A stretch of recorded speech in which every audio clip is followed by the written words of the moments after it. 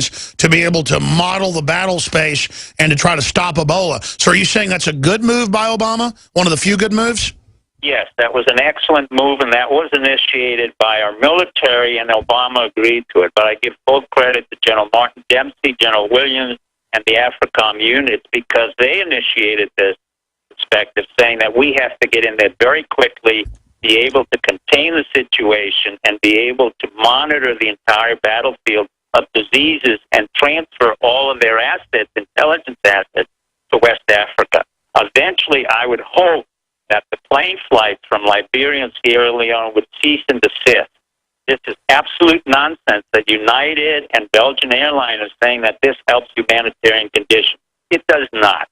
We need an isolation. We need a quarantine area, which we have had historically since 1890 when immigrants came into the United States through Ellis Island. We then had a very effective paramilitary organization called the Public Health Service, which I don't see working at all anymore. So instead, the military took over, became very efficient and very effective, and brought along with them Dr. Tony Fauci, who supersedes in capacity and capability Dr. Frieden, who should resign. The CDC should stand down, and now everyone should prepare their respective hospitals for the Ebola outbreak.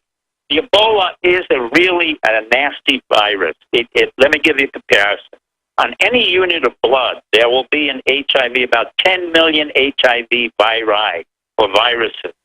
In Ebola, in contrast, on that same unit of blood, you will have 10 billion Ebola viruses. So as you get sicker, the greater amount of viruses increases exponentially, and it spreads exponentially. So when you had that nurse who came in from Dallas last night to Cleveland, and from Cleveland to Dallas, and then Dallas to Atlanta, she had potentially infected 134 people. That's not additional 134. That's a multiply of 134 because we're not including the vector of the airplane, where there's another 20 people who take care of the airplane, the waiting room, and all that. So what we have is an increasingly exponential epidemic that has to be prepared for. And the CDC was not prepared, was not able to contain it, and neither was, unfortunately, your hospitals in Dallas, which I was absolutely shocked. Because of all the states in the union, I would have assumed that Texas could have handled the problem, and they have not been able. I'm sorry about that. Well, everybody waited around for the CDC to tell them what to do. It shows how total federalization with this bureaucracy has just turned everybody into jellyfish.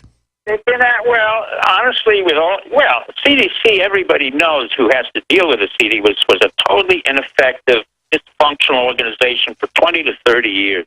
They are not the primary units that go into a epidemic. The primary units that I would use would always be the military or the paramilitary units of the public health service. So the CDC was only a consulting body that basically could give information to your local hospital, to your county, and your county commissioner or your governor could rescind that recommendation. And clearly Presbyterian Hospital was not prepared, nor were they helpful in assessing the situation. And giving Dr. Pieczenik, I just read the default laws and regulations. Weren't they supposed to direct Ebola patients to special quarantine, BioShield federal facilities where they now are starting to direct them? Why did they allow them into hospitals? Well, I have no idea. They should have been evaluated a long time ago because this was an issue that's been around since 1976. We knew about the Ebola epidemic already over a year ago in Liberia. I'd been waiting for it, and then that's why the military had been on standby, and they went in there. But in fact, there are only 4 hospitals. One is in Missoula, Montana, where I used to live in Montana and Bozeman. But those 4 hospitals did not contain the number of Ebola patients that will overwhelm the system.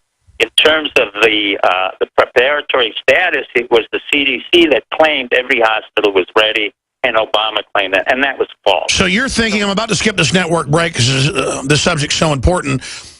Doc, I mean, you believe Sandy Hook was staged. More and more experts have come out and agreed. The Boston bombing, rigged. So many other events, 9/11, the open funding of ISIS, changing the name from Al-Qaeda. All of this is coming out. But when you look at this Ebola situation, I'm not saying it's not ravaging Africa. I'm not saying it isn't, living in the body longer before the symptoms show up, 21 days instead of 3. It's clearly mutating, getting stronger. But I can't believe that this type of ineptitude to bring in Ebola patients, they never did that before, to let people fly in from West Africa, from ravaged areas when other countries had already banned it months ago. I mean, it appears that ineptitude wouldn't be this precise at doing everything they could to grease the skids for Ebola. Are you getting any information on them allowing this to spread, to kind of bring in a medical tyranny, to create a political distraction? Are there any motives for this to be a false flag? No, not really, because number one, it is very hard to create an epidemic to create a false flag. Newtown was a false flag because Eric Holder had funded a very dysfunctional governor and a dysfunctional town and a bunch of Connecticut state troopers who were just pathetic. And it was easy to create, and the scenario was nonsense. This is somewhat different. We've seen Ebola, and the Doctors Without Borders have been dealing with it for decades. The problem is that really the ineptitude and the fact that they're coming into Liberia has more to do with money superseding the ability of the U.S. government to cease and desist. In other words, United Airlines refuses to stop flying. In particular, Belgian and Air France stops flying because they make money. They don't want to stop their planes from flying into Liberia and Sierra Leone. I would put a quarantine zone immediately. That's why I would hope that our U.S. military would impose what's called a quarantine or cordon sanitaire. I really don't care at this point that Liberians come to the United States, because any Liberian like Mr. Duncan is coming to the United States for only one purpose, and that is medical care. He knew very well the minute he came in here that he was infected. And in turn, he didn't really care whether he infected everybody else. The notion that the symptoms don't come out until 21, that's absurd. And Frieden knows that's absurd, because this virus, like the AIDS virus, which, by the way, the CDC could not handle, that's why this is a history of incompetency on the behalf of HHS, CDC, the president.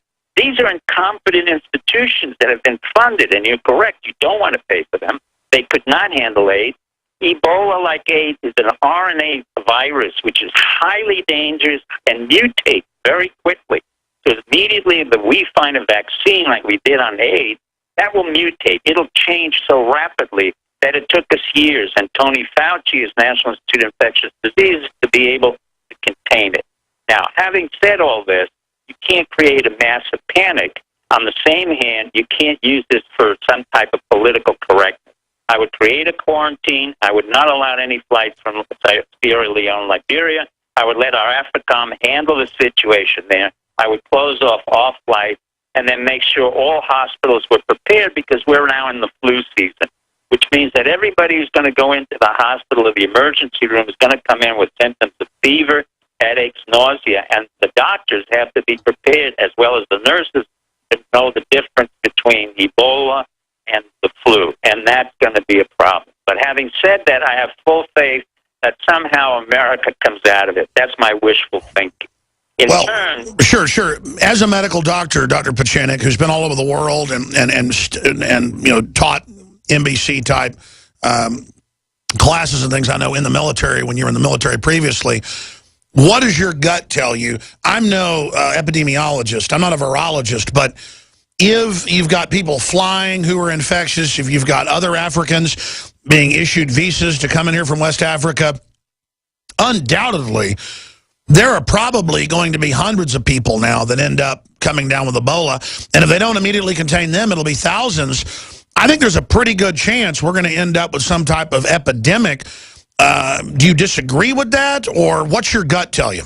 We are in the incipient phases, the beginning phases of an epidemic. Remember, an epidemic means that it initiates at one point. It started with one man, spread to 2 people, then you have 130 on a plane, you have another couple of hundred on other planes. So this is going to be spread very quickly. Now, if you would ask me which city in the United States would have had an Ebola population, I would not have guessed Dallas. I would have said New York, Los Angeles, Chicago. And it wouldn't take very hard for me to place a Liberian or Sierra Leonean on a plane to go to any one of those cities and to create an epidemic of Ebola. So the consular officers in the State Department have to cease and desist giving visas.